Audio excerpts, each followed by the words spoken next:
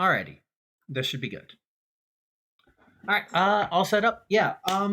What it says on the tin. I'm going to be looking through D&D 5e, at least for now, starting with the three base books, PHB, Dungeon Master's Guide, Monster Manual.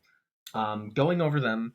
We're going to be going over basically everything in those books. Gonna be skipping, for the most part, I think I'm going to be skipping, I may skip out all the monster books because how much can you really say about those beyond like, some of the base mechanics for monsters they have, like legendary actions and stuff. Maybe skipping setting books because a good portion of setting books is just going to be lore for the setting. Um, and definitely skipping adventures because I personally don't read adventures. Um, so at that point, we're probably just going to end up PHB, DMG, Monster Manual, Xanathar's, Tasha's, maybe Fizzbands. Fizzbands is kind of a monster book, kind of not. Overall, anything that I can think I would have interesting analysis for. But yeah, let's get into it. Let's get into this. So, I'm using D&D Beyond for this. First off, first off, I do want to get something out of the way. And this is full review mode. I'm going to be saying what I think is good, but also what I think is bad. I'm gonna be doing my own thoughts about D&D. Full disclaimer: 5e is like the second system I've ever played of any TTRPG. The first was second edition, and I barely knew the rules of second edition. I was basically told, "Hey, do whatever the frick you want." Um, so there is that. But like, I know the rules of 5e. I grasp what 5e is trying to do. Having experienced a few other TTRPGs and read a few, I do want to. At this point, sorry, I am realizing. Oh, cursor capture is okay. That was I wasn't clicked into the tab as well. I do want to start this off with skipping ahead of things because we're going to go PHB, DMG, Monster Manual.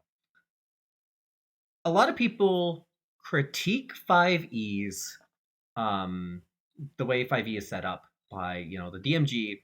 It doesn't have everything the dungeon master needs to run the game. This, I think, is a somewhat flawed point. We'll get into what is in the DMG more. I think it's fine what's in there personally. But the problem becomes separating it out into these three books. And like Monster Manual, kind of optional. Specifically, I'm mostly thinking of like one TTRPG I've read is Fabula Ultima.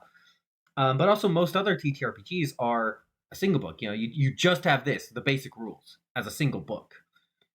And, when you're splitting up the player's handbook from the Dungeon Master's Guide, you have to make a choice where the rules go. You have to make that choice, flat out. And so where does that leave you? Where does that leave you? Making the choice, where do the rules have to go? I don't think that Wizards was wrong in putting the rules in the player's handbook. Because the players, oh gosh, actually, the players are the ones who need the rules as well as the DM. But then it's like reprinting a majority of the player's handbook in the Dungeon Master's Guide because the DM also needs those rules. That's excessive. It makes sense to put them in the player's handbook. Of course, we should just have one book. Yeah. But anyway, that's just something I wanted to get out of the way because this is it's a bit of the wonkiness right off the bat. And I will say that it's like I love 5e in its own ways, but I'm also developing my own system, and so that might be where my criticism are coming from. It's like this is feeling weird now that I'm designing my own system and realizing more things I like and don't like about 5e. But let's get started in the not the monster manual, player's handbook. All right, so preface. This doesn't matter. Introduction. Do we have anything here? It's kind of just describing things. Yeah, just basically describing things, not really. Are three pillars of adventure. Ah, yes. So here's a thing that we're already coming across because we have the three pillars of adventure. Combat. D&D is a mostly combat focused system. Most of the rules revolve around combat. Yeah. Social interaction. This is RP. This is the weird one. Exploration. And right off the bat, I can get into something that I noticed when talking about this. How does exploration factor in here to D and D? And this is something I'm asking for anyone currently checking it out. But I'm also going to straight up answer it. D&D is a dungeon crawling system. It's not an adventure system necessarily. Skipping ahead in the rules, this is why we have short and long rests. Short rest being quick breather, roll, hit dice, heal, but not all your abilities come back. And then long rest is heal completely. That's dungeon crawling mechanics. That's not adventure mechanics. And when we get into further rules, it's kind of explaining why exploration mechanics are so bare in D&D, because it's basically, social interactions, that feels fine to be a bit, not necessarily heavy on the on the rules in some ways, just because, RP. Um I'm personally not sure how to make RP rules, except like, based on how the NPC feels about you. How do you mechanically do RP? It may be my lack of experience in systems, but also like RP doesn't need rules in a good way too. That you can just RP. Exploration, you'd need at that point you need the GM to set up maps to try and do exploration stuff. Um, and that's the weirdness there. This needs maps in some case. Dungeon maps or etc. Or even just mental maps, but something set up to explore in. And D&D is very sparse on that. Yeah, advantage, disadvantage. I feel like it's otherwise, yeah.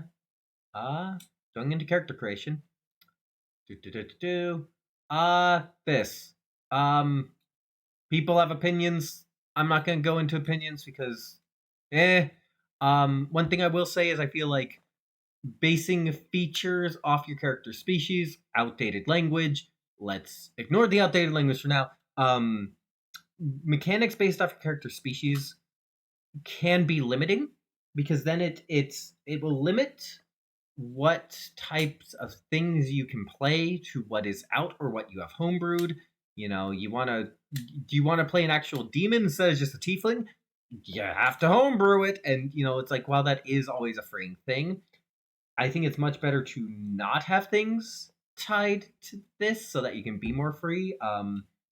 It's something I implemented in my own system of advice for a friend because they don't like this mechanic, but then I realized that it is much more freeing to not have this anyway. So, class, it depends on the system. Classes are fine.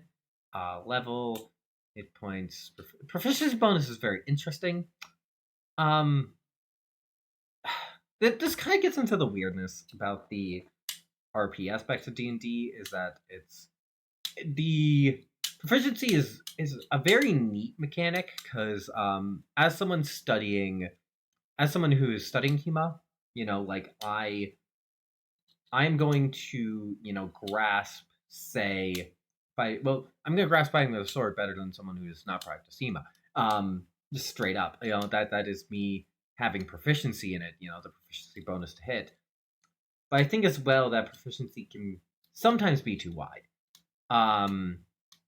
And also it's kind of like, when I think about it, it's a mechanic that adds to the roles, but without much behind it. It's tied to your level. I don't know. It feels off in some way to me, and it may just be because I'm implementing something similar but different. But Yeah. Ability scores. I honestly like these six ability scores. I'm using something very similar in my own system, renaming them just because fun. Um, Wisdom and charisma are weirdly named. I think intelligence is also weirdly named. Matt Mercer once said that he does not like intelligence and wisdom as stats. I think this has to do with the names, because technically intelligence, as described by the game, is just based on your knowledge, like your acquired knowledge. Are you book smart? It's not necessarily you know, I'm dumb,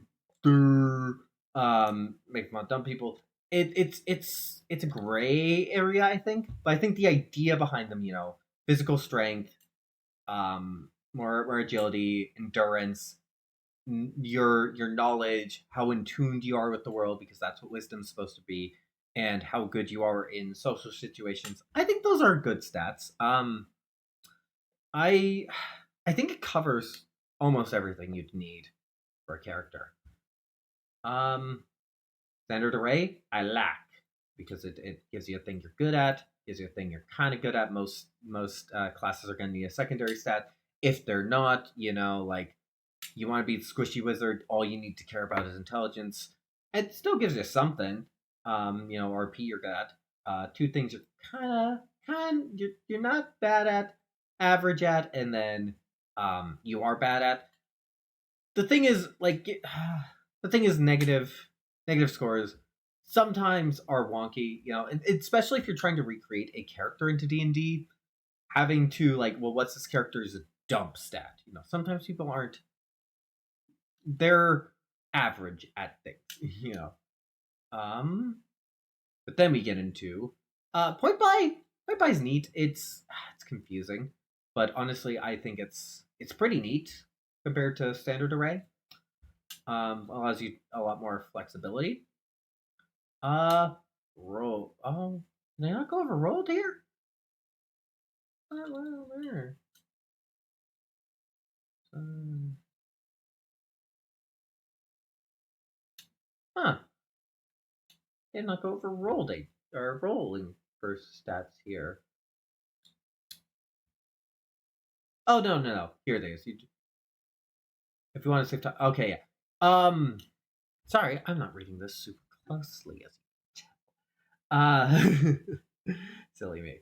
But anyway, to my point is that rolling the ability scores it's fun. I always like when I get a high roll, but then it also feels bad if you get low rolls. So having randomly decided character stats where like you can't get a bad result, that doesn't feel fun. I did a one shot of Rain where their random character generation was more of your character is gonna be as strong no matter what. It's just kind of what are the tools they have in their bag. That's a much better way to do random character generation, because then especially like what if one person rolls really well, they're just picking up a bunch of feats because they don't need the stats anymore, but someone else rolled not as well and they have to get a bunch of ASIs instead of feats that they might want for their build. Yeah. um Describing character, completely free. This is all fine stuff. Equipment, may get into that later. Armor class. Armor class on the surface, I like in a way, because that's how actual armor works. You either get hit or you don't, or like the armor takes it or you get hit. Um, Personally, not like getting more into Hema. I think that like this is why it's a personal thing. I do wish that dodging and your armor were separated. I think that is a much better way to replicate what goes on in a real fight. Uh, but again, that's me. That is me. Um, weapons, weapons are interesting. We'll get into them later when we can get into more detail. Yeah. Oh, on first level. Okay. Oh, can I explain? Okay, they have not yet. Well, okay. I missed this as well. The modifiers. Why do we have a score and a modifier? You know, when we're mostly using the modifiers. That is the thing that got pointed out to me. Yeah, it is weird. Why do we have both? And then why is it, like every second time the score goes up, the modifier goes up? It's weird. It's wonky. It doesn't make sense. It's unintuitive. Um, yeah. So hit dice. Hit dice are a neat idea. But they're based more for like the short rest stuff. XP. The thing is, well, I'll get into it when the thing is shown. But I have my feelings about D&D's XP. I don't mind XP normally. Well, I have feelings about D&D. Here's a play. This is neat that it kind of shows you, gives you expectations of what you're doing. Aha! Here it is. Look at these. Huh. Huh. Sort of freaking track. This is one of the big reasons why I don't run XP, why I run Milestone, because this is so obnoxious. Straight up, it's obnoxious to try and deal with. Alright, I can just click it. Scroll up. Species. I've been over my feelings about species existing. Outdated rules. Outdated rules. Age. Like I don't like. The thing is, I like and don't like that they made it so. Revisiting my feelings. I like how, unless it's like elves live for so long, like every character is gonna have human age range. It just makes things neater because as much fun as it can be that like your Eric Croker character, I'm 2, but I am the like mental equivalent of you 20-year-olds. It's like that is fun, but then also at the same time it's heartbreaking that that same Eric Croker character dies at 30. Size. I liked describing how tall each species was. Just added variety. Speed. I don't get why this is here. Everyone's 30, unless it's specified otherwise. But then that's usually a different feature. Well, no. Halflings and gnomes were, but then as well, it's like that's its own kind of camps of worms. Languages. Glad this was changed. Weirdness. We're going through the DMG. All right, dwarves. I mean, we can honestly skip over some of this. Okay, so I do want to talk about something that where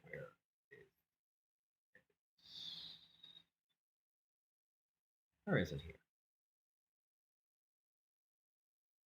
I take it out of this. Well, okay, so let's go over this. Thinking back to when this wasn't outdated. Ability score, constitution. Dwarves are hardy. Like this is what I'm talking about. Neat that they have it. Neat that they have it. Oh wow. It's like everyone has. I get it. You're shorter, but this is also like a detriment in gameplay, and it's gonna feel weird. Oh, dark vision. Half of the options having dark vision, and the other half not, and it kind of gets obnoxious. Goes along with hardy. Weird. When you think about it, why would everyone have these exact trainings? Why would everyone have these exact trainings? Why would everyone have this exact training? Why, what if you're a dwarf born outside dwarven culture? There's a reason why this stuff is changed with post Tasha's. But then,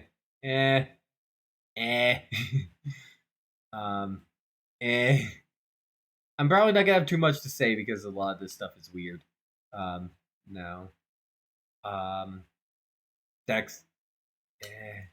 Age, good to mention. I'm not gonna have much to say about this stuff.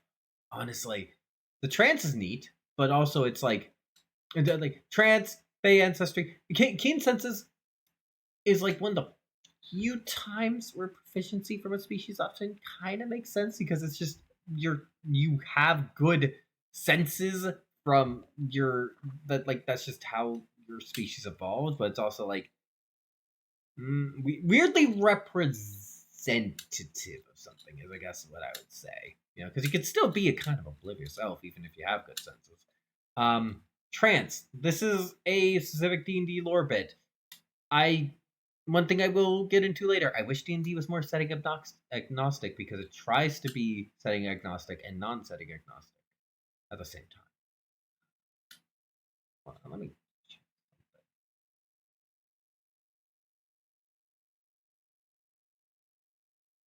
something. Yeah, weird. So I was gonna get into because there used to be a section that said like alignment, and it gave a bit of a cultural blurb, and they took that out, and their reasoning was like, well, just because a lot of elves are chaotic, it says nothing about your elf, but it's like it says something if that elf grows up in the elven culture. It gives cultural insight, world building information. But again, I wish things were setting agnostic. What elves? Nah. Or no, these are high elves. Yeah. Why? Why? Eh. I'm just gonna give up here because I'm gonna have the same feelings for all of them. Next chapter, classes. We're gonna start in classes. Um. Oh, joy. All right, barbarian. We're gonna be going feature by feature for the classes. Do do do do do. All right. I mean, big hit points. They're kind of constitution based. Big hit points. Light armor, medium armor, shields. This is the weird thing because barbarian as a word meant foreigner for so long.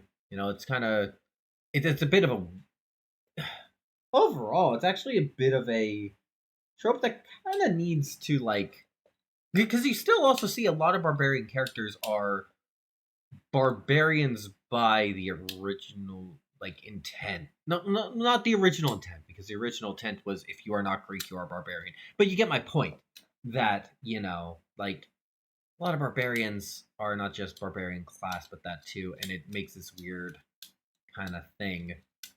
Oh, starting equipment. Starting equipment gets very specific. It's like great axe or any martial weapon. You're still encouraged to have the axe. 2 hand axes or any some and like at a point when it's free enough like this. But why is it 2 hand axes or 1 simple weapon? Why? Explorer's Pack for Javelin. It's like, that makes sense, give you an option. I get that this stuff buys into it, but at the same time, it's like so specific for the class to have this. What if you want a different archetype? Oh yeah, we didn't talk about proficiencies. I mean, light armor, medium armor, shields. Kind of weird that they can't do heavy armor. Kind of weird. Strength, constitution, yeah, makes sense. Animal handling. Well, that's just getting more into like the barbarian thing, and I don't need D&D barbarian. Athletics, intimidation, those make sense. Nature, survival. Again, it's perception. Now getting into the features. Rage. I have feelings about. First off, like, oh, is there not the? Oh yeah, can't wear heavy armor. Why? I mean, I guess it's a game balance thing, but it also just feels like, but why can't my barbarian be decked out in plate? Why can't I? But my feelings on rage. It's way too strong for a first level feature. Straight up, it's just way too powerful for a first level feature. This kind of fine. I think saving throws may be a bit powerful, but it's like it's kind of fine. Gives it a situation outside of combat you want to use rage, which is always good in a TTRPG. RPG is very important. This, I guess it's fine. Because like it's just a little bit damage. Oh gosh, I think it's just like, yeah, it's same as your proficiency bonus. Oh wait, no, never mind. But yeah, it's not too much extra. It should be usually fine. This is where I think rage is too powerful because a lot of damage types in the game are going to be bludgeoning, piercing, slashing. I think the reason why a lot of creatures like dragons with their bite attack, it deals piercing damage and their breath weapon damage is because of rage. Or like like the extra damage comes from a different element because of rage. And then this. Oh, this. Making Barbarian nearly impossible to multiclass with any caster is so wonky. It's so weird. Aim, rage number of times. Fine, it's one of your main features. Long rest. Lasts for 1 minute. Ends if you haven't attacked or been damaged. That just it can end way too easily sometimes, and it's like you're forced to do very specific things as a barbarian sometimes to keep your rage up. Makes it annoying. Armored defense, I have no problem with. Reckless attack is very interesting. Oh, you don't have to be raging to reckless attack, but reckless attack kind of goes along with barbarians. You're an HP sponge, so it's like you can get hit a lot easier. You can get crit. Sometimes enemies are going to be making a lot more attacks than you. This can be very risky. The high risk, high reward. But it's like it kind of works, but also it's very wonky. But then also, sometimes it doesn't matter. This is too strong in my opinion. Danger sense. I was gonna say it's fine, but on all dexterity saving throws, as long as you can see it, that is powerful. That is really powerful. Extremely powerful. Primal Path. Kind of what I was getting into when I was talking about, like, the flavor of Barbarian as Primal is kind of weird. Ability score improvement, everything has it. Extra attack, the martial classes have it. Fast movement. It gets you more in the Barbarian fantasy, kind of makes sense.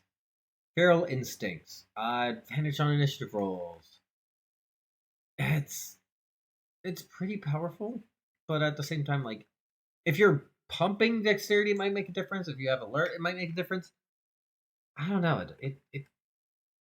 It's where we're getting into advantage being really powerful. We're seeing this with Barbarian. So many features of Barbarian are just giving advantage. So many features are just giving advantage. And advantage can be really strong. And D&D hands advantage out like candy. So I think that's more the problem here. Is like there should be another bonus besides advantage. Brutal Critical. This is fun. I have no problems with Brutal Critical. The thing is, like, this gets a bit excessive, but otherwise, like, Brutal Critical is just fun. And even if this gets a bit excessive, how many times are you rolling a crit? It's 120 odds, but how many times does it happen? Not that much. Relentless Rage. This one, I just think it's fun. It's like you're the health sponge. Is it a bit powerful? Maybe, but you're also taking all the hits. It kind of goes along with Reckless Attack, where this is a very powerful ability. Yes, it is very powerful, but it's very powerful in a way that is you're kind of not getting super too much extra from it, if that makes sense. Because what you're gaining from it, you are losing by being hit and needing to use it. DC increasing by 5. This is necessary, because otherwise you get to the point as a barbarian where you need to roll a 1. That's dumb. Oh, Persistent Rage. You mean the feature that should have been in Rage since the beginning. And then it kind of like, as much as I don't like that, you need to be so on top of Rage, Persistent Rage then takes away that kind of gameplay element. It's weird.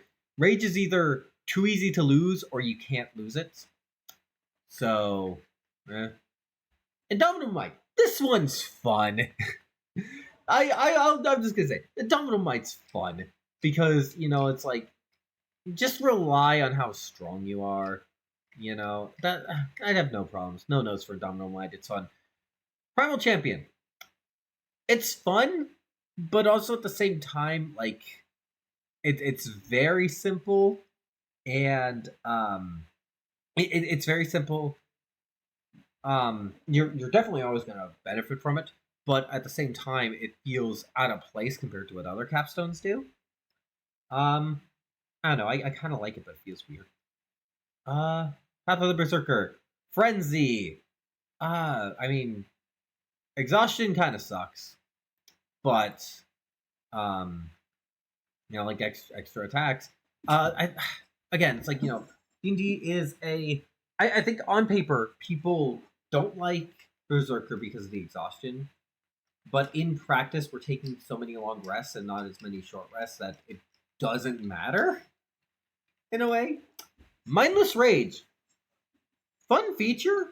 Um, Immunity to conditions might be a bit strong, but it is fun. It's like I don't give a shit about your mind tricks. I'm mad.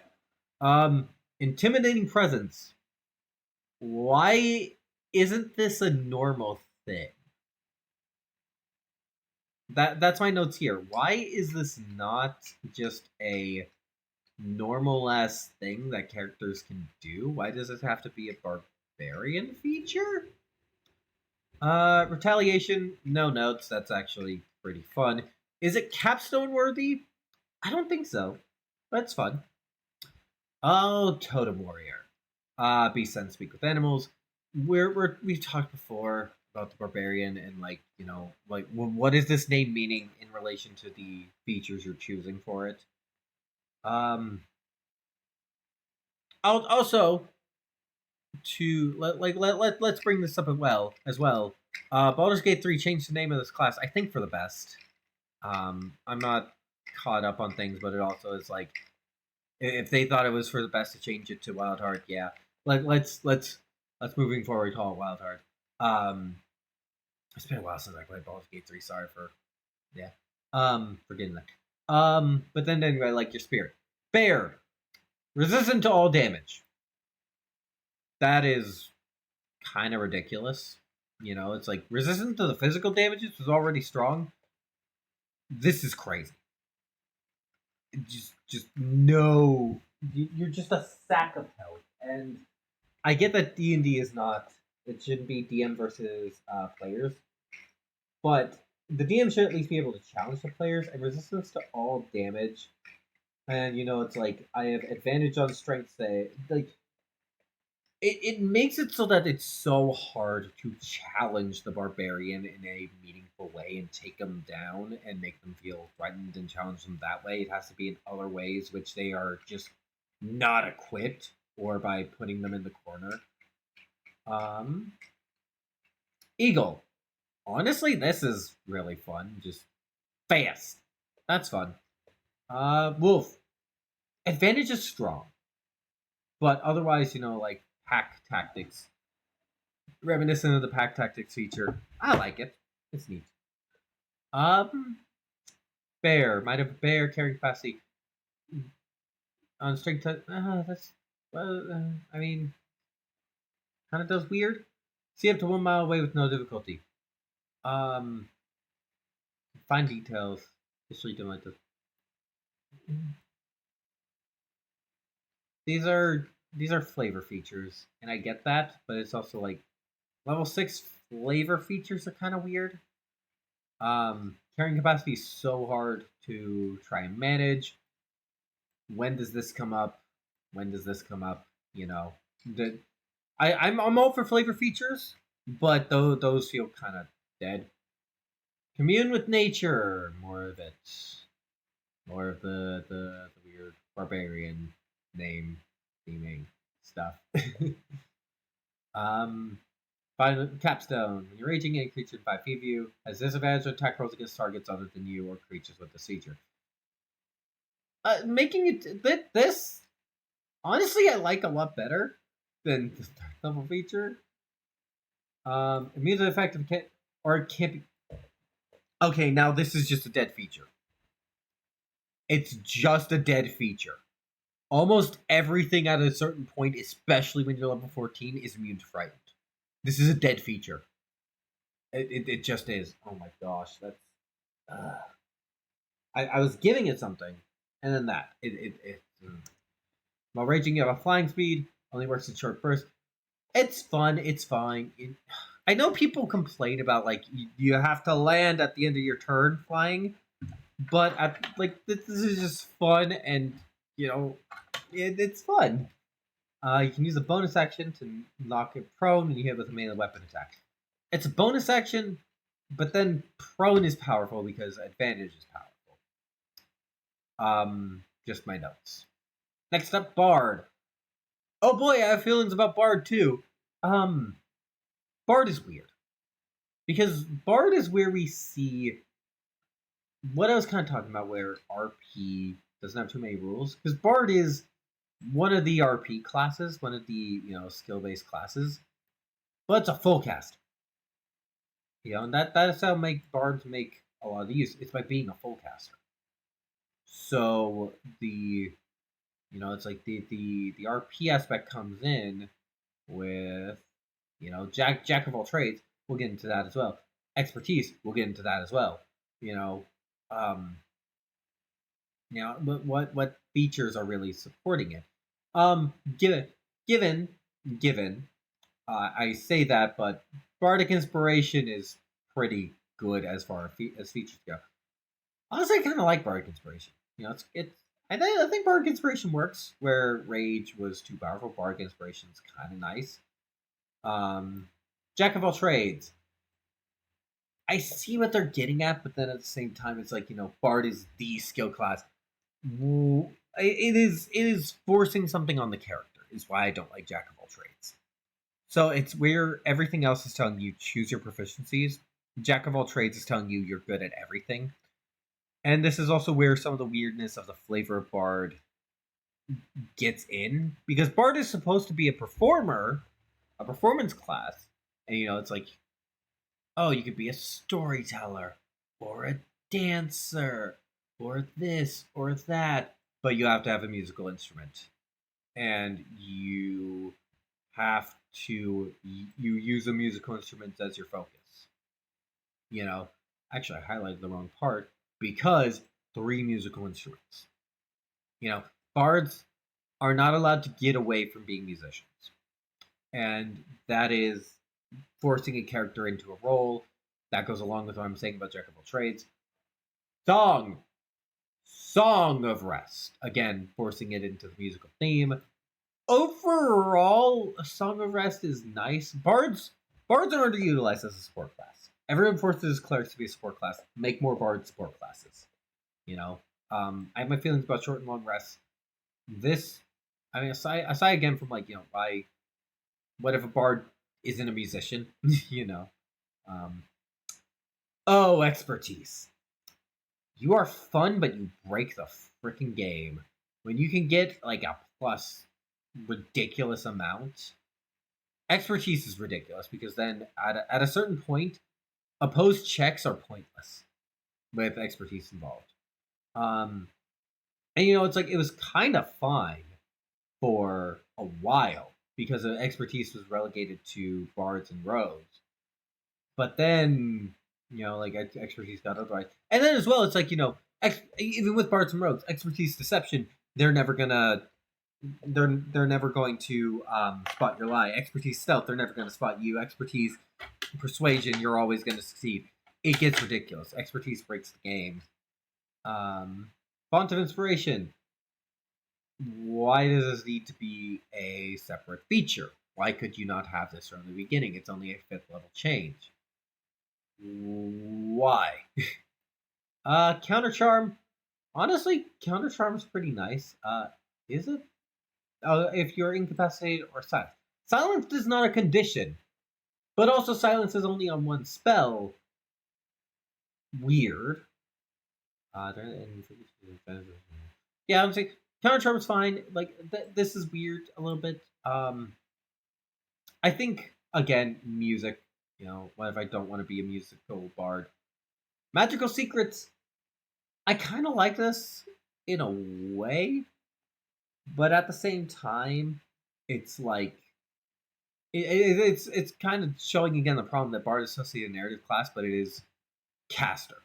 You know, it's like we were doing well with the features, and then as well, this goes along with Jack of all trades. You know, and this does open up fun opportunities. You know, you can pick like Counterspell or Magnificent Mansion.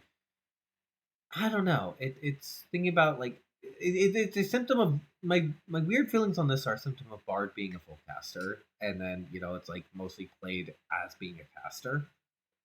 Um, when you roll initiative, I'm no use of Bard Inspiration. You gain one use. This is dungeon delving mechanics.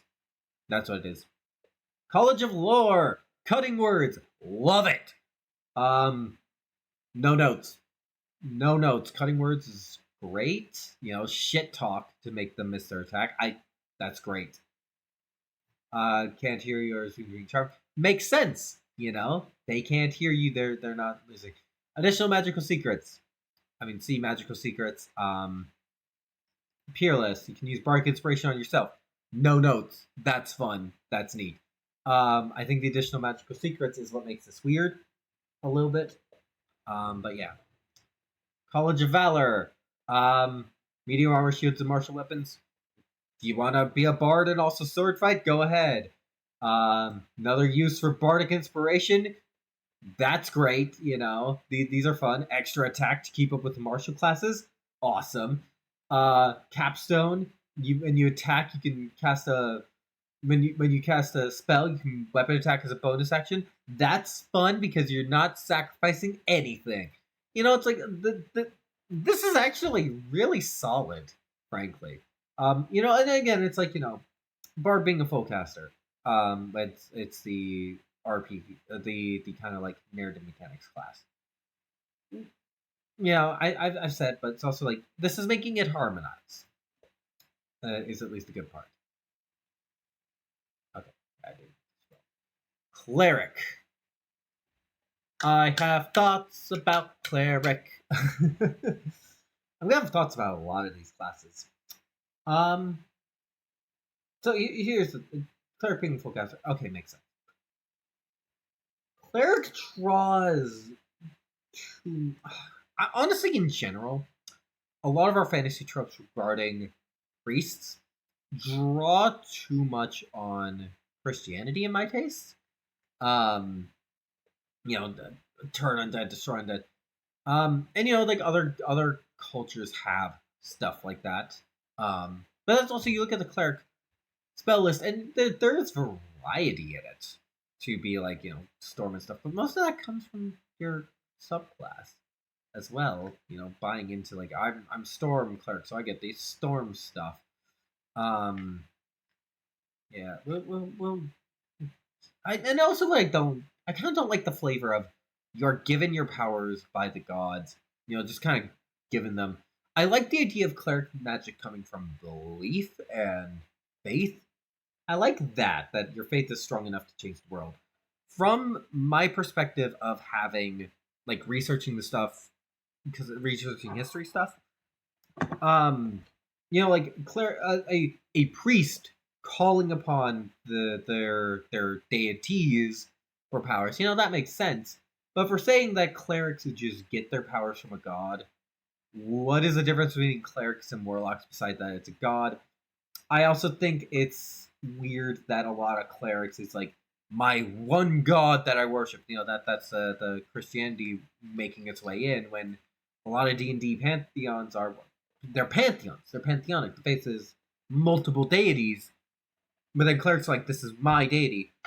It's weirdness because and sometimes it gets to the point where it's the entire the pantheon itself is a bunch of little Christianities. My god's the real god. That may be more of a paladin trope, but yeah. Light armor, medium armor.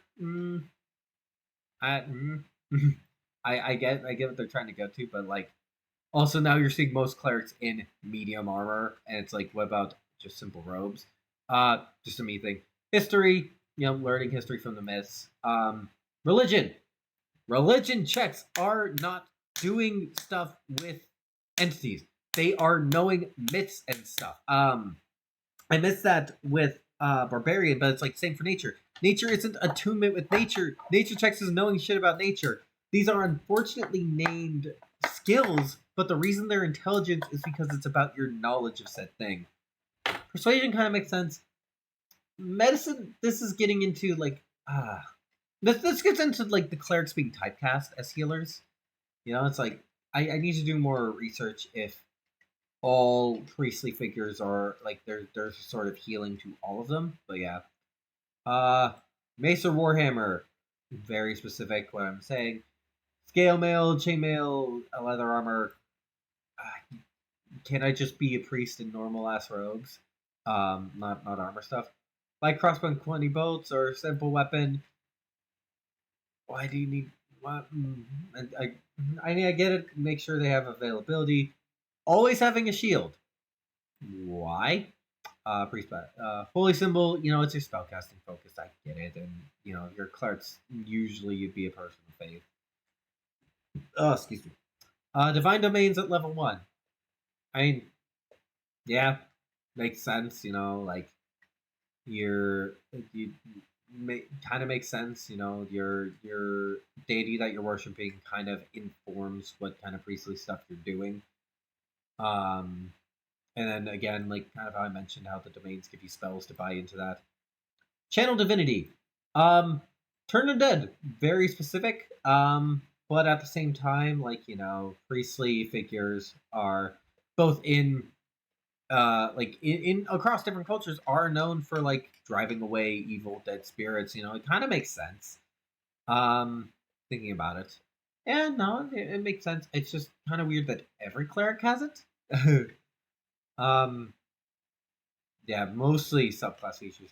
Oh, destroy undead. The feature that's so fun when you get it off, but can be very obnoxious to get off. Oh, divine intervention. I have feelings about this because and I can tell exactly why divine intervention is a feature. And it's because people in earlier editions are like, hey, can I just have my god do this thing? And the DM's like, roll a check for it. And then they just made it a feature. And I feel like it I personally feel like, as a GM, divine intervention depends on the GM. It's very difficult to get off until level 20, which, you know, makes sense. But it also kind of sucks that the capstone is just, yeah, your level 10 feature to do whatever you want always works. And then it takes an action to use. It's a low chance of working, so if you try to use it in combat, it might not work, might not do what you want. You wasted your turn there. And it also just, like, if it does work, it can sometimes take the suspension completely away. I don't like divine intervention, and the problem is as well, I can see exactly where it came from. Knowledge domain. Command. Why is command knowledge? Why is suggestion knowledge? Non-detection kind of makes sense. Why is confusion? All these others kind of make sense. Identify, you know, you're identified. Augury, you know, that's knowledge. Speak with dead, getting knowledge. Arcane eye, legend lore, scry. Those make sense. These proficiencies make sense. But like, what? As action, choose one skill. For 10 minutes, you have proficiency. Okay, fair enough. Channel divinities, limited use stuff. Read thoughts. Okay, I don't get how this is knowledge, though.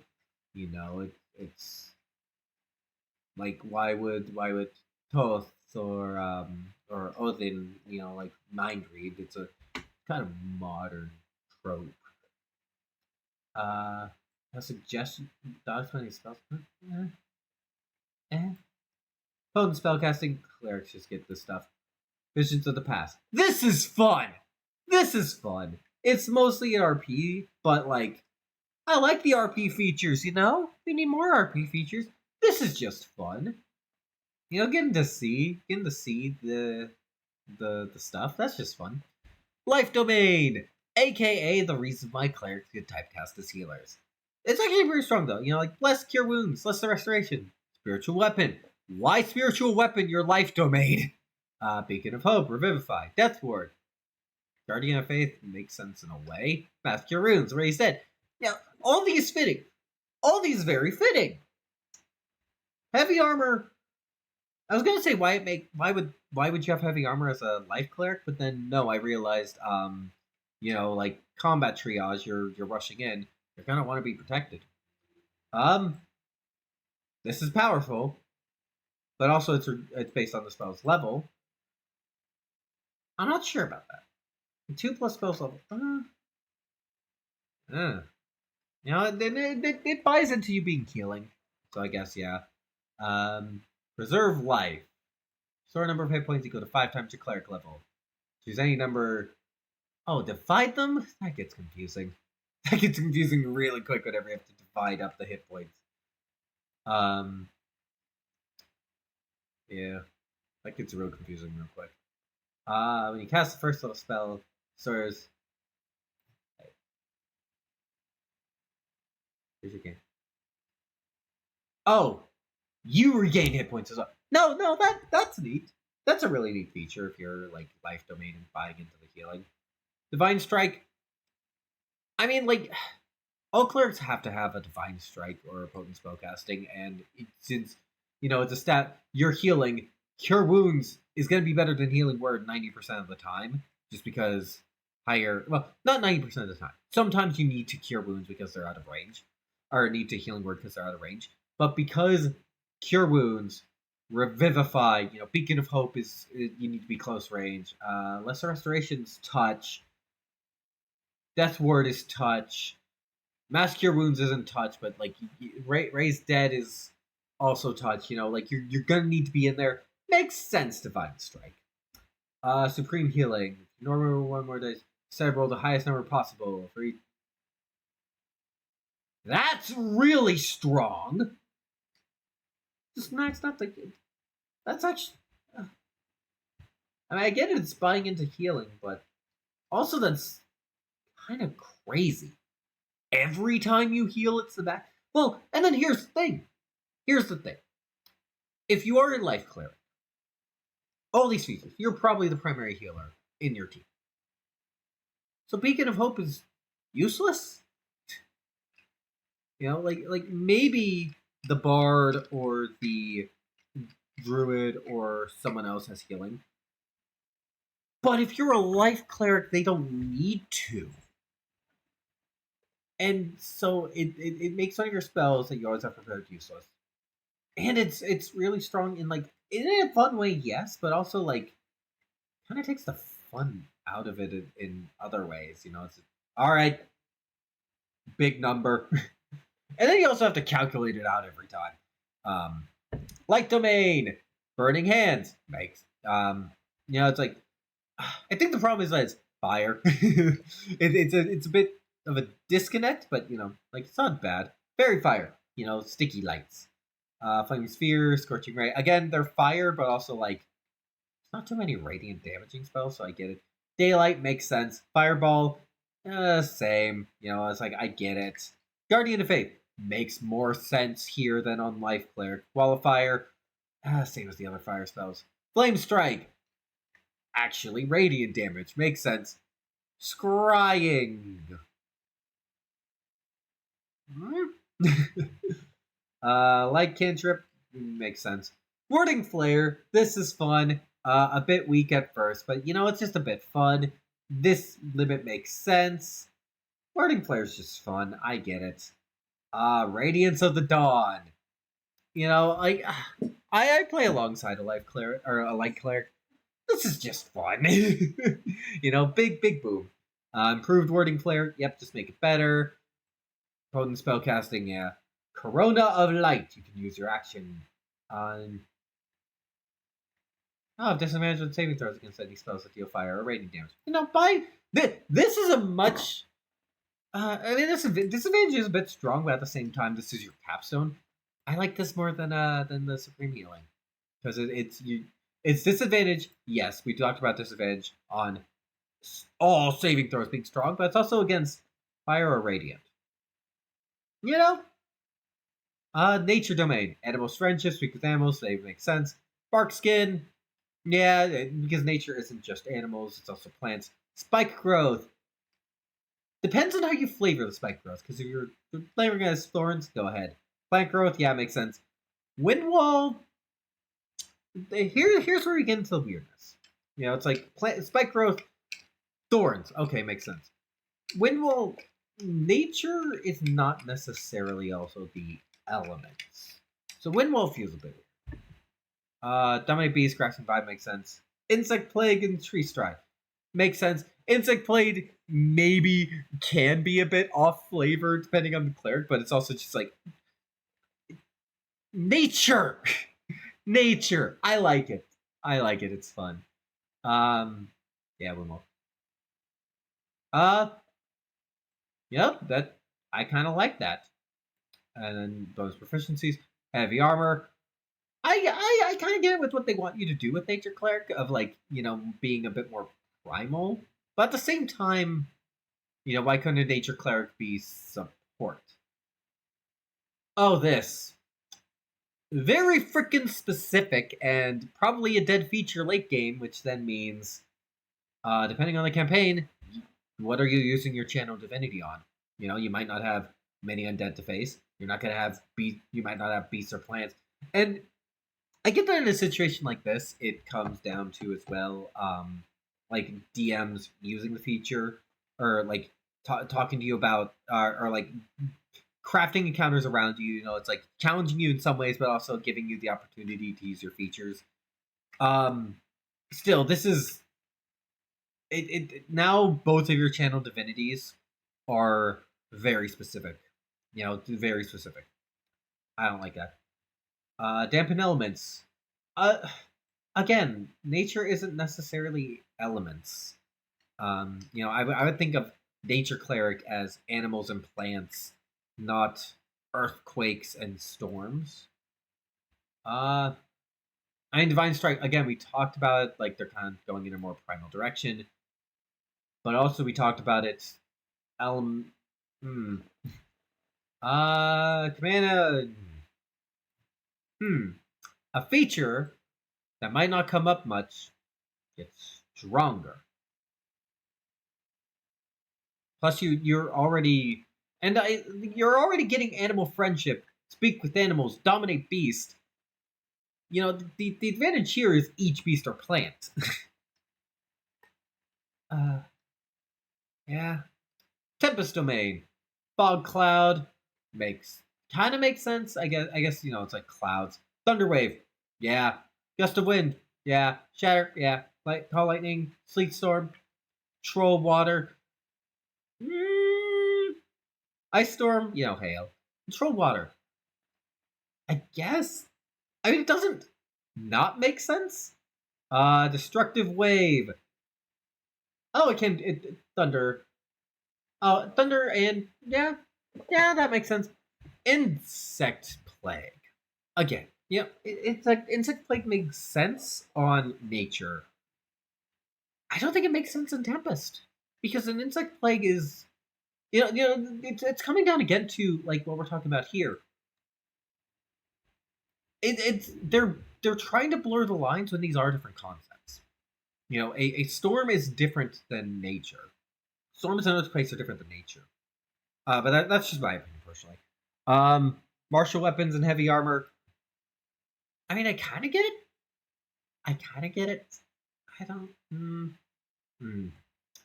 Wrath of the Storm. 5 feet with an attack. Make a dexterity saving throw. Or take lightning or thunder damage. That's fun. Okay, that's fun. Because it's like, retribution. I guess if you're buying into being melee, yeah. I would rather players have the choice of being melee or not, because let's look at these spell choices. Thunderwave, okay, that's kind of close range, but Shatter, that's long range. Call lightning, long range. Ice storm, big ass cone, or oh no, I was confusing with cone of cold. Ice storm, long range. Destructive wave is actually relatively melee.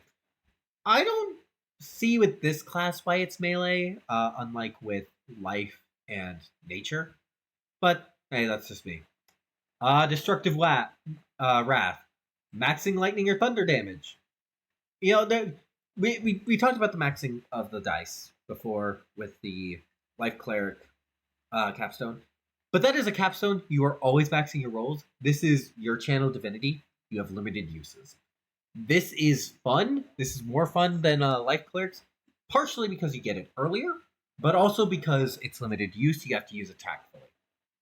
Whenever you deal lightning damage to a large or smaller creatures, you can push it away from you.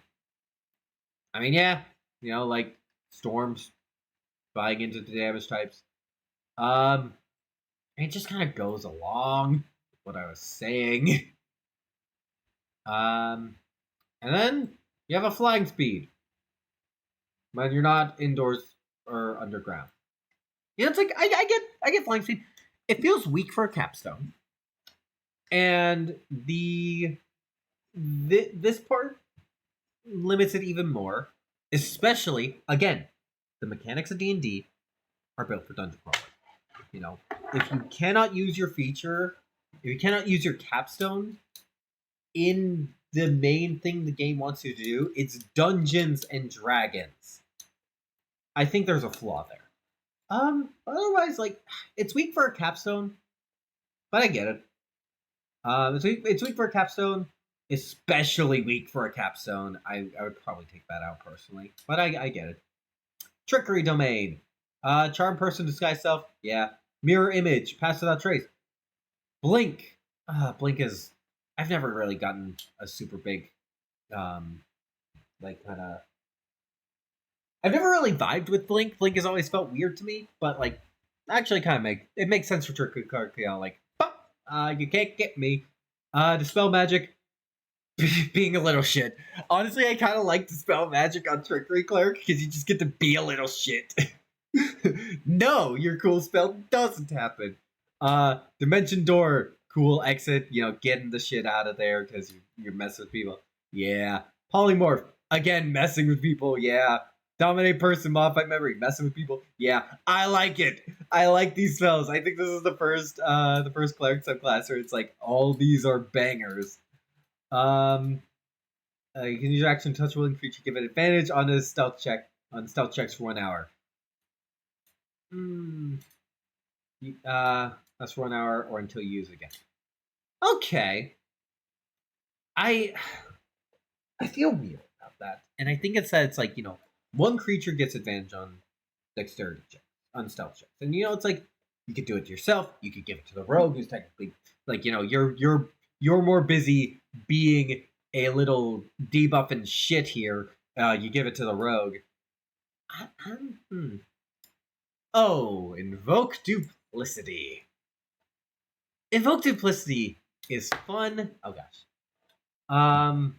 Until where is it? Concentration. I don't get this. Like D&D uses concentration too much, but making channel invoke duplicity concentration severely limits your options, and you know it's like you know you're kind of stuck where you can either do invoke duplicity or you're doing other shit. It's no in between, and that sucks. That sucks. Sorry, check out things. Invisible for 1 turn. For 1 turn, invisibility. That it would be better than invoke duplicity if it was not until the end of your turn. That's weak. That is insanely weak. Divine strike. I mean, I guess it's, you know, you're being more roguish. I don't know. It doesn't really feel like a class that would be either Divine Strike or Potent Spellcasting, but if you had to choose, Divine Strike makes sense, and I'm glad it's poison damage. You know, being a little shit. Maybe tapping into, you know, some trickery deities. They're more like they're more kind of negative side. Improved duplicity. You can move. You get 4 instead of 1, and you can move any of them as a bonus action. Okay, that's my thoughts. It's like Channel Divinities or Invoke Duplicity is great, but it's also like I don't get how having 4 of them changes too much. Besides, like since you can cast through them, you have more options there. War Domain, Divine Fervor. What was this again? Extra D4 on hits. Yeah, makes sense. Shield of Faith makes sense. Magic Weapon makes sense. Spiritual Weapon makes sense. Crusader's Mantle. Wait. Oh. Why is it reading spell skin? Those spell ends. Your moves with you. Your each non-hostile creature. Okay, so it's just in better divine favor. Makes sense. Spirit Guardians. I mean, since you're being melee, it makes sense in a way, and Spirit Guardians is really good. I think it's better than in ways, I guess. Freedom of movement. I guess since you want to be in melee, you're trying to but also just why? Stone Skin. Stone Skin makes sense here. I hate Stone Skin. I can't move my cursor, but the fact that it is, and you can't see the material components here. It is 100 GP for a spell that only gives the target non-magical resistance. And what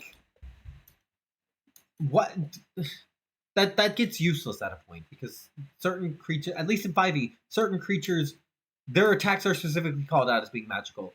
Now what they are doing is instead it'll have the normal damage it would do from a weapon if a player was using it, but then I'm also dealing 4d8 psychic damage. Okay, you only resisted 1d8 plus 5 damage, not the rest of the 4, not the other 4d8. I don't like Stone Skin. Stone Skin's weak. It makes sense here. Flame Strike. Hold Monster. These two, I get what they're going for, like a big old smite. Hold Monster doesn't make sense. I don't think so, because it's war. It doesn't make sense. Martial Weapons, Heavy Armor. Of course. War Cleric. You can attack with a bonus action. Makes perfect sense, except limited users.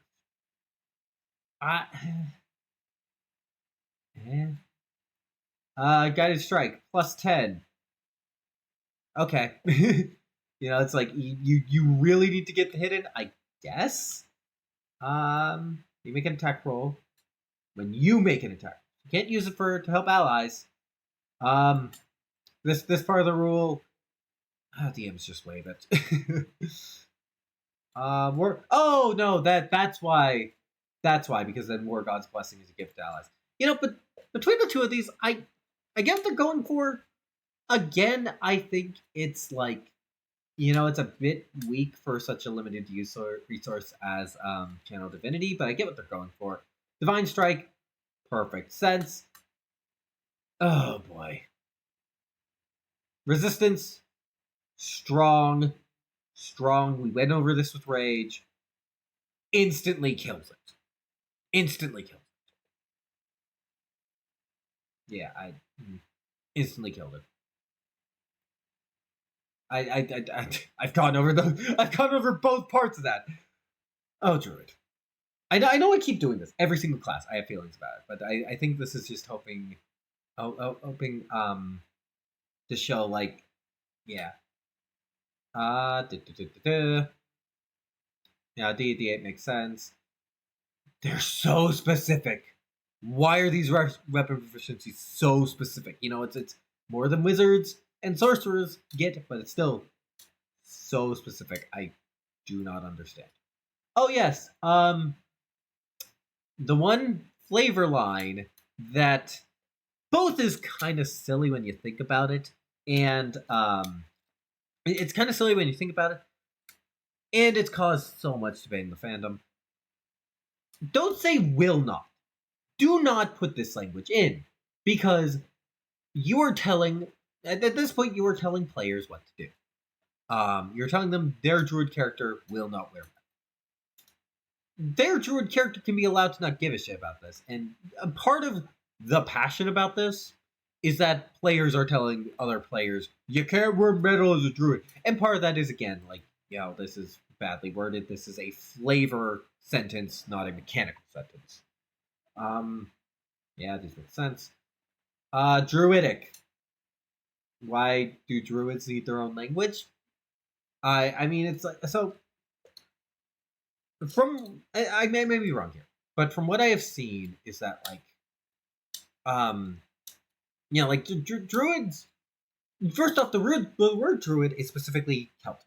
That it is the druids were the kind of priest class of the Celtic people: the Gauls, the Britons, Welsh, Scottish, Irish. I'm sure there's other Celtic peoples, but those are like the big ones. Like druid is such, and I didn't get into this cleric either. Cleric is such a specific name too, because cleric as a word is going to be specific to Christian tradition. Druid is going to be specific to Celtic tradition. Why are we using these names? Why not priest and shaman? And I get shaman may have some baggage to it. We don't have to get into that, but my point is that druid is so specific, and druid as well. Druid gets very specific, and because spellcasting. The druidic focuses again are like a bit specific. This I'm not liking so much, because like different druid groups, different cultures that have druids might have different ones they find valuable. Different druid circles might have different ones they find valuable. Yeah. Oh, wild shape. Oh, wild shape. I mean, it exists, but what if I don't want to wild shape as a druid? Too bad. All the druid features, all the base druid features have to do with wild shape. I don't like wild shape simply because of that. I think the way they implement wild shape is weird. There's this continuously ongoing debate. Should wild shape be, you're using the stat blocks, or should it be you have your own little stat block? I'm personally, or like, they tried in one edition, it's like stat bonuses, but that didn't feel enough like turning into an animal. It's confusing. It is a mess. I don't like this because it just makes it a bit weird. I do like that, like you keep the hip. Well, it's a fun feature that, like when your wild shape forms hit points go to 0, you transform back. But at the same time, it makes druids very good tanks, because you just have a ton of hit points, and we'll get into later the really part about it. Yeah, I'm not a big fan of wild shape. Honestly, at least I the way it's implemented, I'm not a big fan of. I like the idea of wild shape. I don't like the way it's implemented. Both this and, like, again, what I hinted. Let's look at the features. Oh, you're noticing we're skipping from 2nd level to 4th to 18th. Yeah, that's because the other features are here. The other features are just you have less restrictions on what you can transform into. Isn't that great if you don't want to be a druid that constantly transforms into animals? Cleric gets stuff. Wizard, sorcerer, they get stuff to do in the meantime. Druid, if you don't wild shape, you're doing nothing with your base class. You're only getting your subclass. I mean, timeless body, flavor feature. I don't have a problem with that. It's a flavor feature. It's fine. Beast spells. Okay. What if I don't wild shape? Arc Druid. What if I don't wild shape? This is neat. Pretty powerful for a capstone, but also, like, fine. What if I don't wild shape? This is the reason for this. This is the reason for this. Just say, I don't like the way Druid's implemented. um, and it's like, okay, Circle of the Land. Additional Druid cantrip. This is basically the same feature Wizards get. Notice how they're having to get. Notice how the Druid that is supposed to be about spellcasting is having to get a bunch of like this. Wizards have this exact same feature. I do like this idea, but let's go over it. Cold person, okay, cold, freezing them. Spike growth I don't get for Arctic. Sleet storm makes sense. Slow makes sense. Freedom of movement, kind of doing the opposite, but at the same time, like you're attuned with the Arctic. But then, how are you doing freedom of movement outside the Arctic? Ice storm, yeah. Commune with nature. Oh, I mean, this is just Druid in general. Why does it have to be on Land Druid? Thunder Cold. Yeah. All right, Coast. Mirror Image. Wouldn't that make more sense in the desert? Wouldn't Mirror Image make more sense in the desert? What? Misty Step. Water breathing, water walk. Yeah, makes sense. Control water. Yeah.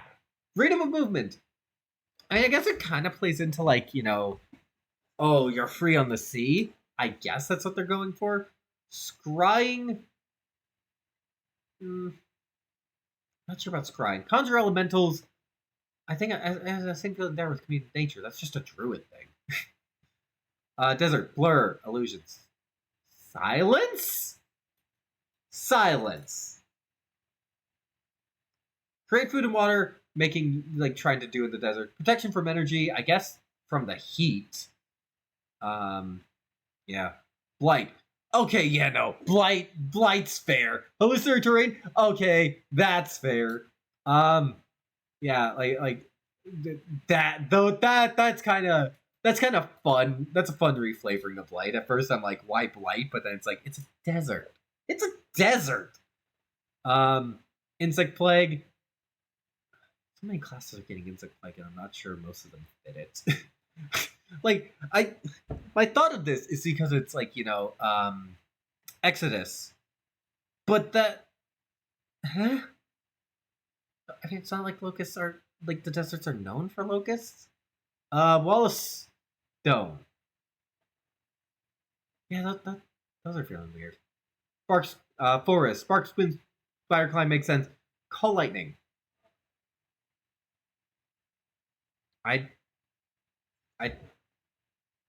I guess trees get hit by lightning is the reasoning there. Plant growth, yeah. Divination.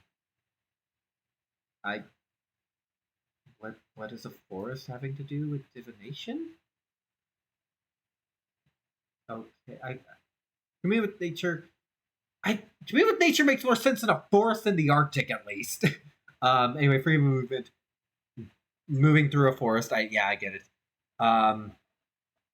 But also it's like, how are you doing it outside of the forest? Same with, here. Tree stride. Yeah. Grasslands. Invisibility. I guess, like kind of huntery, like lions and stuff. Daylight, yeah, it's open. Haste. Cheetos. Again, divination. I don't get it. Free movement. This is where freedom of movement makes sense, because it's not like there's something usually impeding you. Freedom of movement makes sense because haste makes sense. Insect plague makes sense here because grasslands and to a lesser extent farmlands, but farmlands are practically grasslands, are where you need to worry about insects. That makes sense.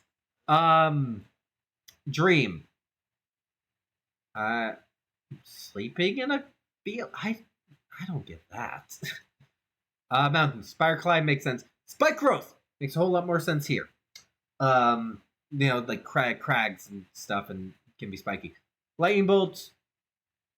Because mountains of stone really works.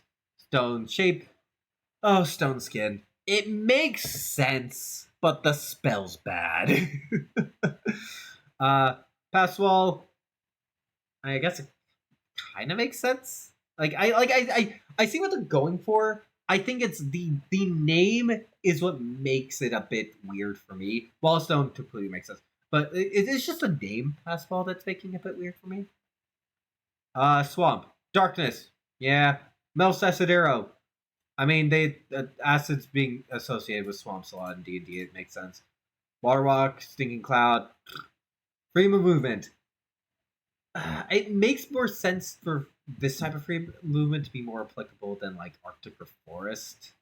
It's still kind of locate creature, trying to find something in the swamp, which is like you're having to get through the murky water. Yeah, that makes sense. Insect plague, another place insect plague makes sense. Like swamps. Scrying. I don't get scrying here.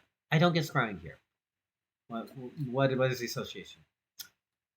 Underdark. Okay, D&D lore being bit specific, but let's count this as caves instead of Underdark.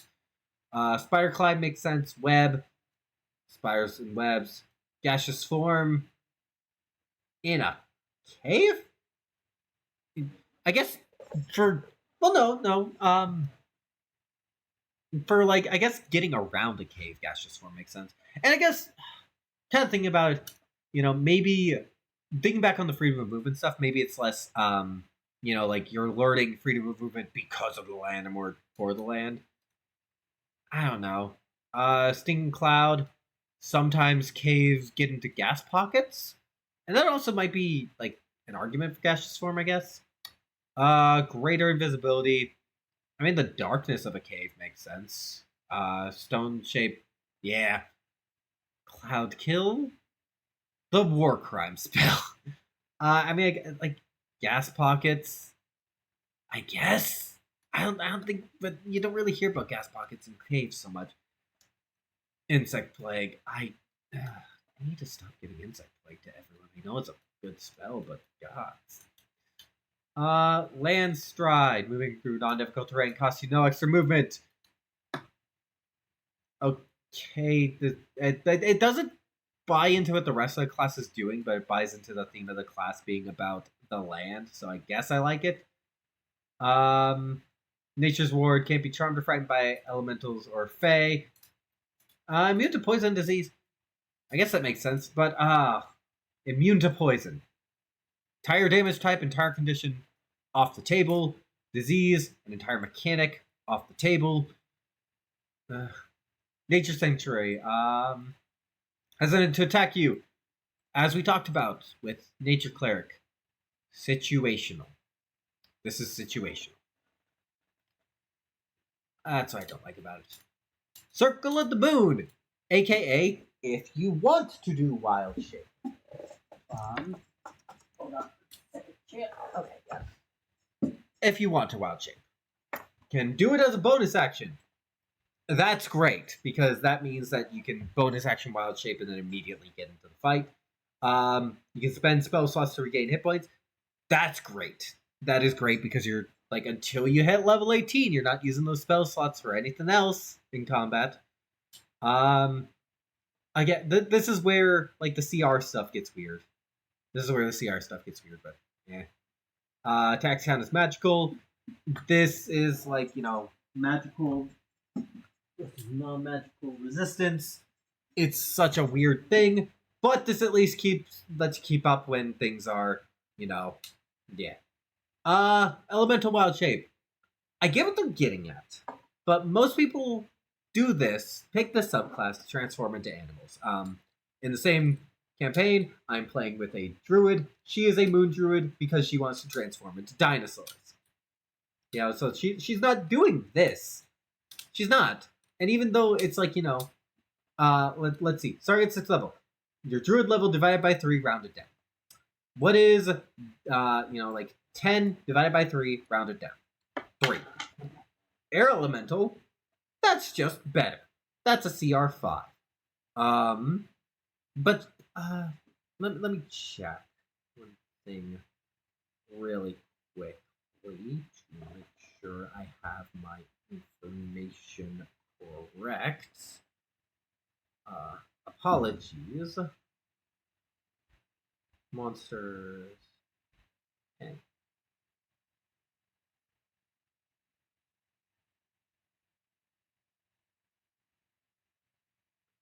Tylosaurus.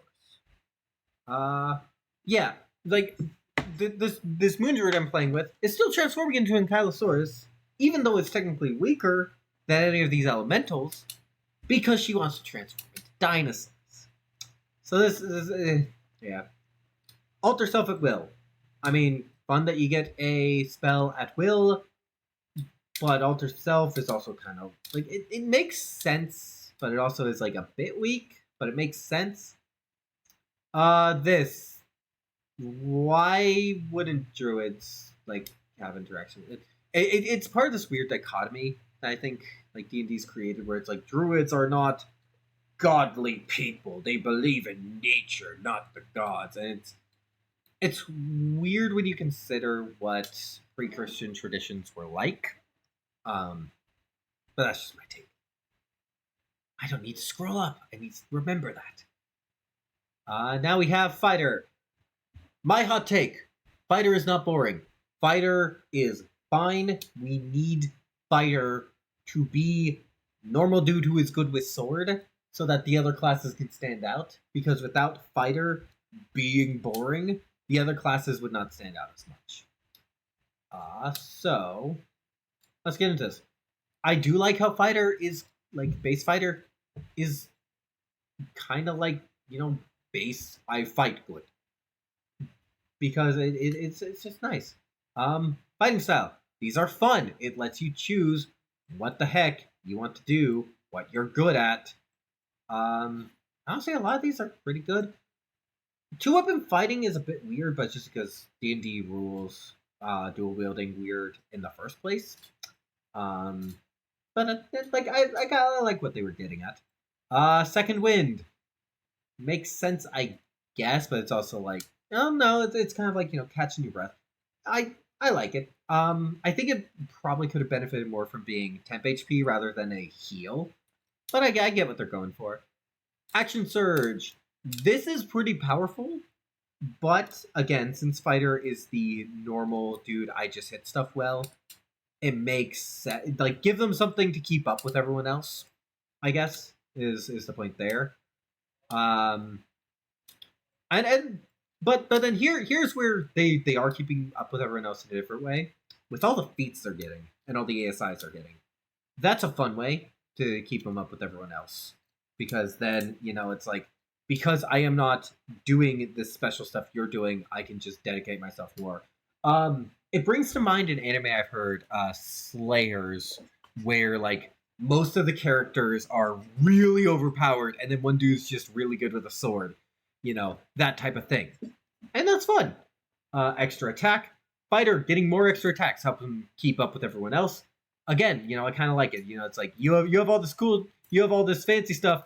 I'm just good with a sword. This is why I think fighter's fine, because we need fighter as a baseline. Indomitable, again, just like you have your fancy stuff. You have your fancy things. I'm just practiced.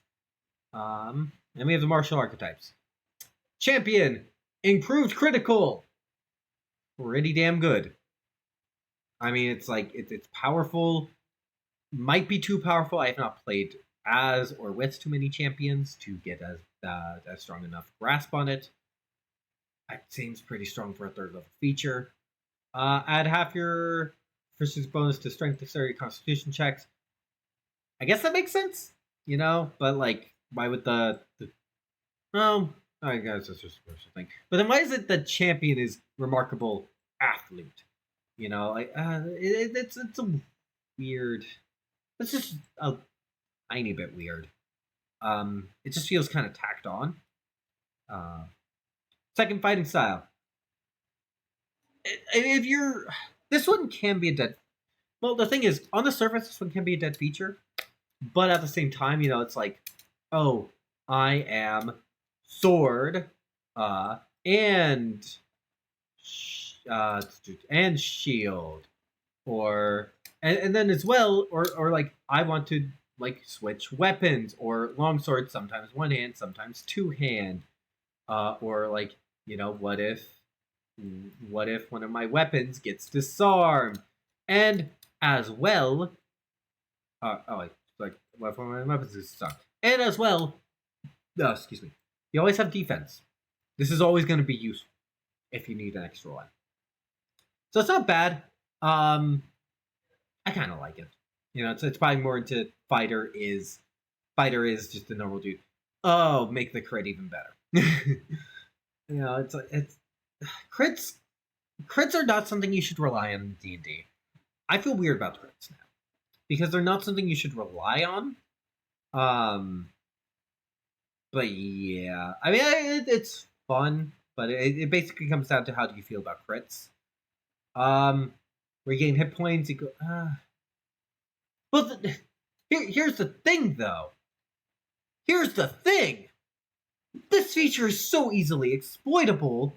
We end combat. A bunch of 6-second periods go by. I'm at full health again. And it's like good faith. You're only using this combat. Bad faith. Yeah.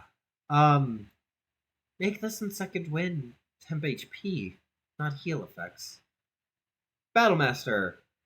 The superiority dice are hard to keep track of. I like the idea of them. As someone studying Kima, it's like that's stuff you do.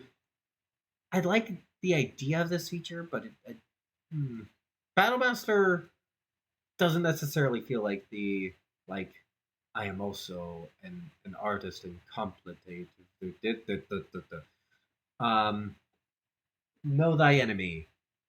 A feature that it's like strength score at a certain point that's always going to be higher. Dexterity score, maybe, but it's relative to your own. Constitution score likely going to be higher. Armor class, you're only getting current hit points. Current hit points. This is only useful in combat, and you need to spend a minute observing them, unless it's like like a creature at your level. Total class levels probably won't. Fighter class levels probably won't. Know thy enemy kind of gets boring and useless at a point. Improved combat superiority, your dice get better. That may make sense. Yeah, makes sense. It's the same thing like Bard's got with Bardic Inspiration. The maneuvers. So the maneuvers are fine.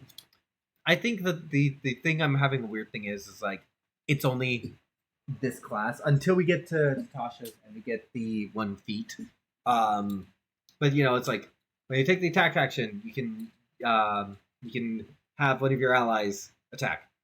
Okay, that kind of makes sense. I kind of like that. Disarming attack, distracting strike, evasive footwork, feinting attack, goading attack, lunging attack, maneuvering. Menacing, parry, precision, pushing, rally, riposte, sweeping, trip. It's like going over these. Going over these again, more detail. Like disarming attack. Why is this Battlemaster specific and not any martial character can have it? Distracting strike, I kind of get, but at the same time, it's like you can kind of do this no matter what as someone who knows your stuff. Evasive footwork. This is the shit that you are told to work on when you're doing sword stuff. Feinting is a basic ass thing you're supposed to do. This is a basic thing. Goading kind of makes sense for Battlemaster. Lunging depends on the weapon, but you also you need to be very careful about overextension. So maybe a lunge is not always useful. Maneuvering attack, that this is a more commandery type of move, kind of like commanding attack, goading attack, distracting strike. Yeah, that makes sense. Menacing attack, I kind of get this being a special thing. Parry. Again, just like fainting, this is a basic ass maneuver. This is your a basic thing you're supposed to do. I don't get why this is Battlemaster specific. Precision attack, attack better. Okay, okay. I mean, I guess you need something. Pushing attack. How are you going to push with a lot of attacks? Is my question, but yeah. Rally. Again, a commandery thing. You know that. Yeah, fair enough. Riposte. Again, basic, basic. You know, it's just like parry, just like fainting. This is basic shit. Sweeping attack, hitting multiple people.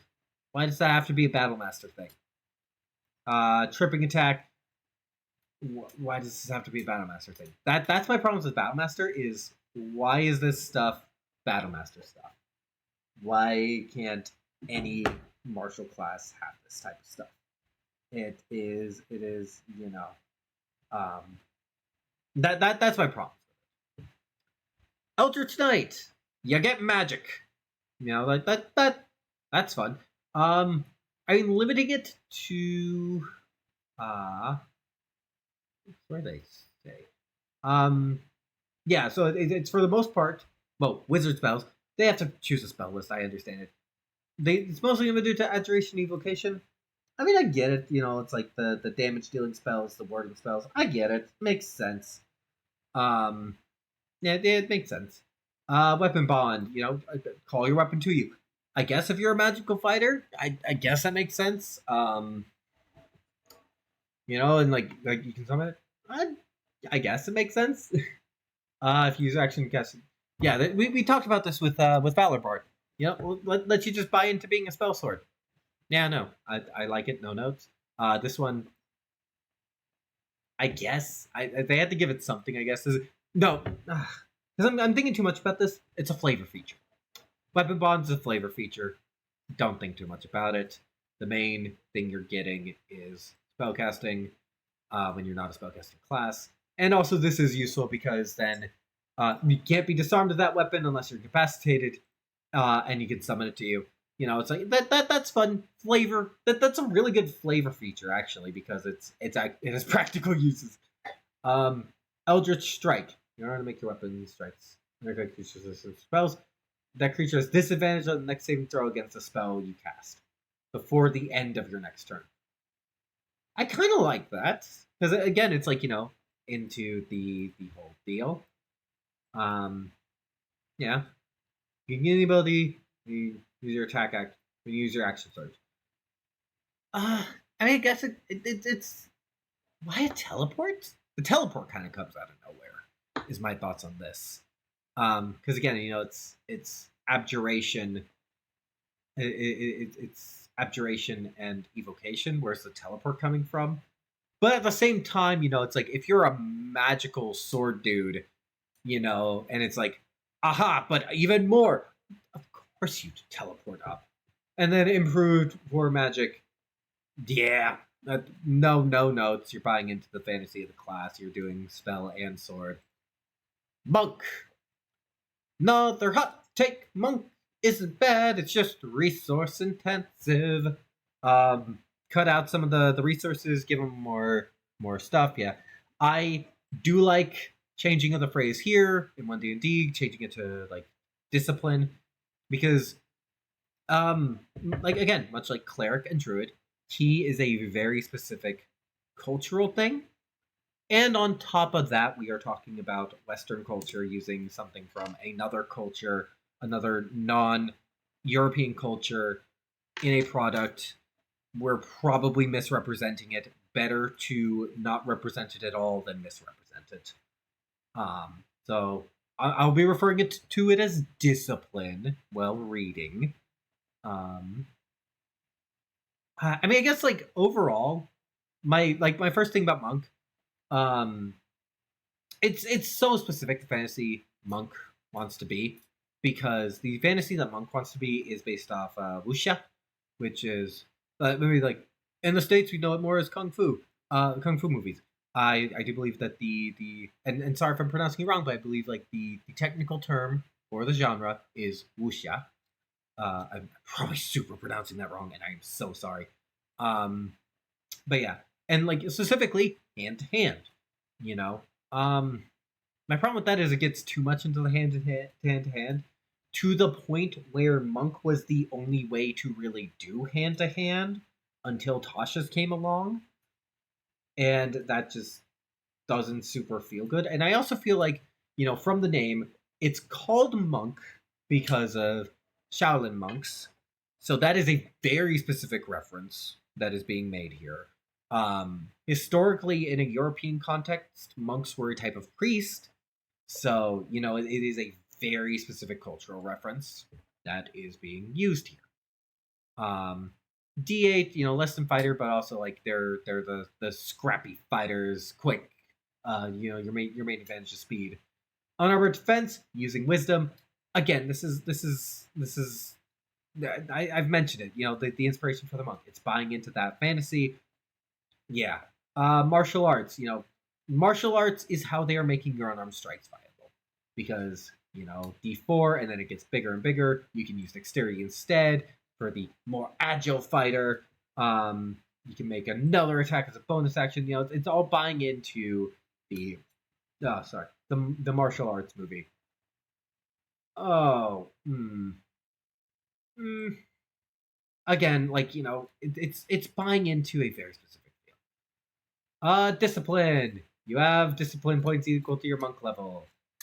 Flurry of blows, more attacks, patient defense, dodge action. It's like like taking the time to not be fully offense, disengage or dash.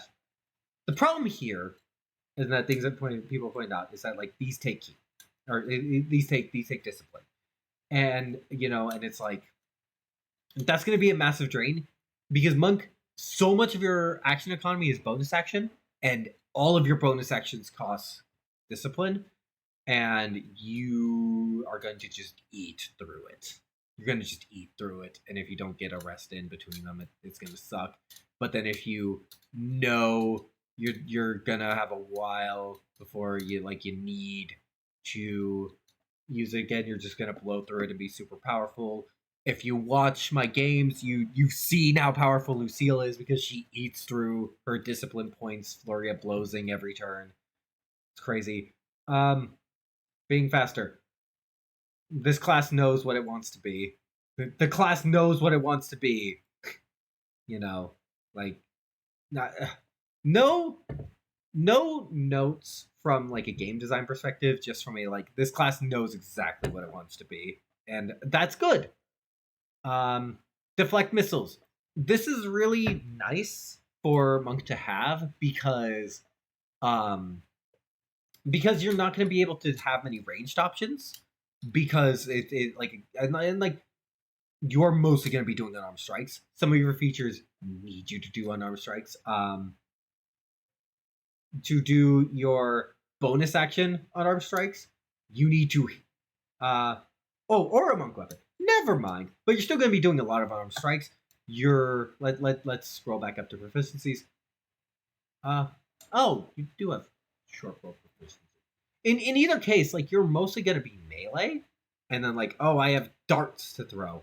So this is really good because it allows you to fight back against ranged characters. And again, it's like grabbing the arrow, throwing it back, buys into the fantasy. I like it. Yeah. Slow fall. I mean, buying into the mysticism of the genre. Yeah, extra attack, of course. Stunning strike. Again, buying into the genre. Monk knows what it wants to be. And yeah. And it's like, maybe it's buying into the mysticism of the genre. Maybe you're just hitting him hard enough. We went over this type of thing with Moon Druid. Let you keep up doing the thing you want to do when enemies are like, haha, I am immune to non-magical damage. Evasion. They're a dex class. Rogues also get evasion. Evasion's really powerful. I will say that. I think evasion is too powerful. But, and then especially monks and rogues are already getting dexterity as a highlight. They're getting dexterity saving throw proficiency. You can't do dex saves against them at that point. that's why I think it's too powerful. But also, it's like I get why it's here. I think it's too powerful. I think it could have been reworked. Stillness of mind. Again, buying into the genre, and kind of makes sense. Like calm yourself. Purity of body. We talked about this. Whole lot of shit just doesn't matter. It's buying into the fantasy of the monk and the more spiritual side of it. Yeah. Tongue of the Sun and Moon kind of comes out of nowhere. Like when you take this in consideration, it makes sense. But it also kind of comes out of nowhere. I mean, maybe it's a reference to Tekken, where everyone just understands each other. I don't know. Proficiency in all saving throws, mysticism of the genre, mystical aspects of the genre. Um, yeah, I mean, just like being more resilient.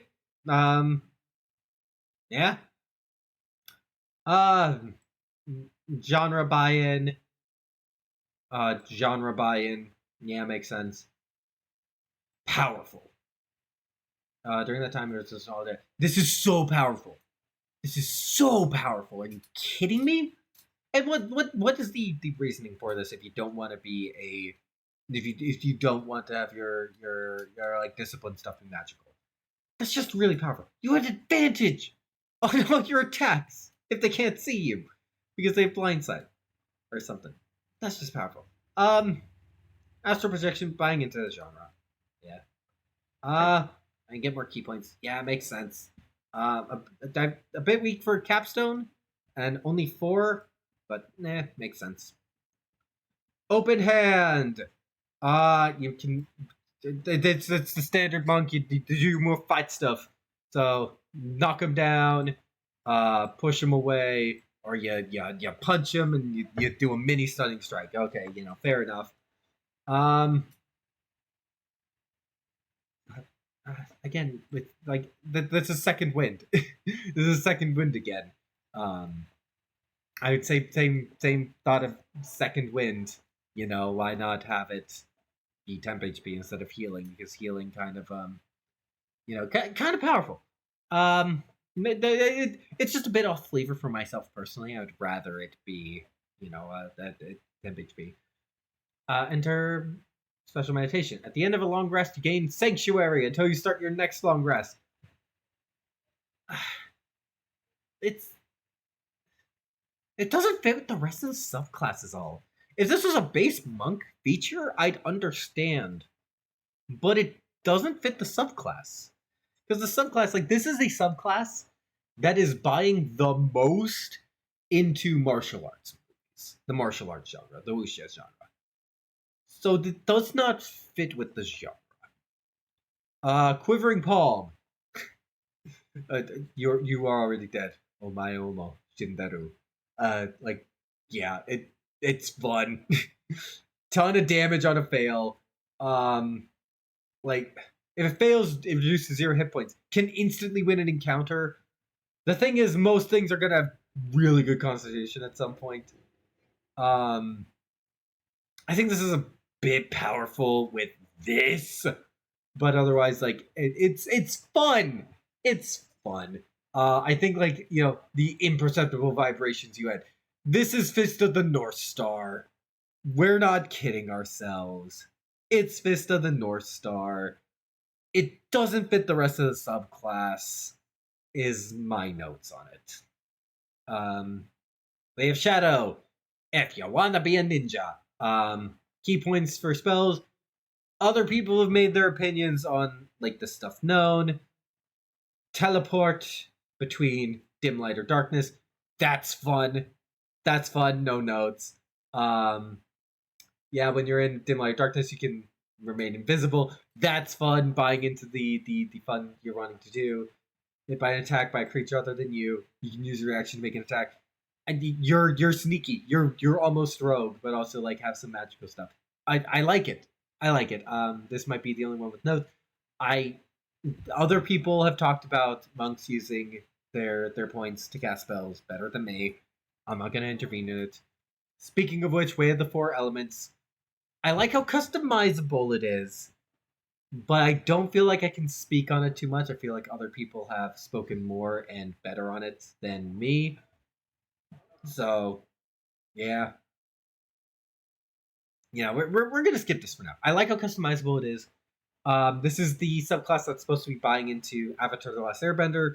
In that regard, I don't like how there is so many that you cannot buy. You get to pick so many that you can't buy into a single element. But other than that, like, yeah. All right. You know what? I was saying like a 2 hour limit for myself in my head. I think I'm going to honor that. So thank you for everyone who showed up. I'll continue this next week with Paladin. Yeah, this is very rambly. Thank you for showing up. Thank you for having me. Um, and yeah, I wanted to make this originally a video essay, but the ADHD is like, I don't want to sit down and write a script and then I'm gonna have to deal with recording it and hiring an editor. I just yeah. Streaming time, I can do it. So yeah,